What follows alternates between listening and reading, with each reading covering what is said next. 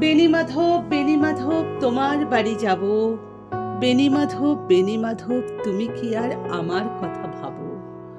মোহন বাঁশি বাজিয়েছিলে তমাল তরুমূলে।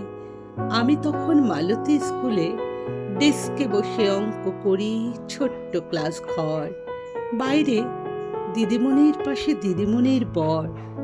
আমি তখন নবম শ্রেণী, আমি তখন শাড়ি। আলাপ হলো বেণী মাধব সুলেখাদের বাড়ি।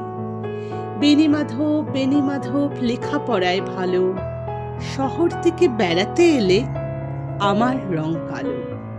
তোমায় দেখে এক দৌড়ে পালিয়ে গেলাম ঘরে। বেণী মাধব আমার বাবা দোকানে কাজ করে। কুঞ্জে অলি গুঞ্জে তবু ফুটেছে মঞ্জরি। সন্ধ্যাবেলা পড়তে বসে অঙ্কতে ভুল করি। আমি তখন নবম শ্রেণী, আমি তখন 16। ব্রিজের ধারে বেণী মাধব লুকিয়ে দেখা হলো। বেণী মাধব এতদিনের পরে সত্যি বলো, সেসব কথা কি আজও মনে পড়ে?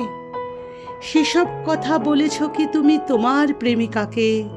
তোমার পাশে একটিবার দেখেছিলেন তাকে। জুড়িয়ে দিল চোখ সে আমার, পুড়িয়ে দিল চোখ।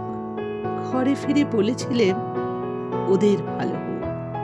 রাতে এখন ঘুমাতে যাই একতলার ঘরে, মেঝের উপর বিছানা পাতা, জ্যোৎস্না এসে পড়ে। আমার পরে যে বোন ছিল চোরাপথের বাঁকে, হারিয়ে গেছে, জানি না আজ কার সাথে থাকে। আজ জুটেছে কাল কি হবে, কালের ঘরে শনি। আমি এখন এপাড়ার সেলাই দিদিমণি। তবু আগুন বেণী মাধব, আগুন জ্বলে কই। কেমন হবে আমিও যদি নষ্ট মেয়ে হই।